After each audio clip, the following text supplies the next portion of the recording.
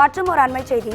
வேங்கை வயல் மக்கள் தொடர் 3வது நாளாக கருப்பு கொடி ஏந்தி உண்ணாவிரத போராட்டத்தில் ஈடுபட்டு வருகின்றனர்.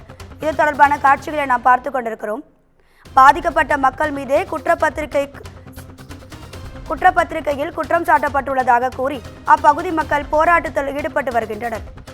வேங்கை வயல் வழக்கை சிபிஐக்கு மாற்றவும் போராட்டக்காரர்கள் கோரிக்கை விடுத்துள்ளனர். இது தொடர்பான கூடுதல் தகவல்களை தர நமது செய்தியாளர் சுவாமிநாதன் இணைப்பில் இருக்கிறார். வணக்கம் சுவாமிநாதன், உங்க விரிவான தகவல்களை சொல்லுங்க. வணக்கம் ராதிகா. புதுக்கோட்டை மாவட்டம் வேங்கை வயலில் பட்டியலின மக்கள் வசிக்கக்கூடிய பகுதியில் உள்ள மேல்நிலை நீர்த்தேக்க தொட்டியில் மனித மலம் கலக்கப்பட்ட விவகாரம் பெரும் சர்ச்சையை கிளப்பியது. இந்நிலையில் 2 வருடங்களாக விசாரணை நடைபெற்று வந்த நிலையில கடந்த 24ஆம் தேதி வேங்கை வயலைச் சேர்ந்த ஆயுதப்படை காவலர் முரளிராஜா, சுதர்சன் மற்றும் முத்துகிருஷ்ணன் ஆகியோர் மீது குற்றஞ்சாட்டு வைத்து இவர்கள் தான் இந்த சர்ச்சைக்கு காரணம் என தமிழக அரசு குற்றப்பத்திரிகை தாக்கல் செய்தது. இந்நிலையில் இந்த வழக்கில் பட்டியலினத்த சமூகத்தைச் சேர்ந்த 3 பேர் மீது தமிழக அரசு குற்றச்சாட்டு வைத்துள்ளது.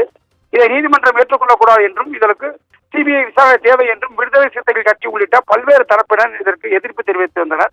இது ஒரு புறம் இருக்க, வேங்கவயல் கிராமத்தைச் சேர்ந்த 25க்கும் மேற்பட்ட பொதுமக்கள் இந்த குற்றச்சாட்டுக்கு எதிர்ப்பு தெரிவிக்கும் வகையில் ஊருக்குள்ளேயே தர்ணா போராட்டத்தில் ஈடுபட்டுள்ளனர். அது நேற்றும் இன்றும் தொடர்ந்து 3வது நாட்களாக இந்த தர்ணா போராட்டத்தில் ஈடுபட்டு வருகின்றனர். இவர்கள் நேற்று குடியரசு தினத்தை முன்னிட்டு தேசிய கொடியேற்றும் அடமையிடத்திலும் தேசிய கொடியேற்றும் சூழல் இருந்த நிலையில இவங்க கருப்பு கொடி ஏந்தி தங்களது எதிர்ப்பை தெரிவித்தனர். மேலும் தர்ணா போராட்டத்தில் ஈடுபட்டு வந்தனர்.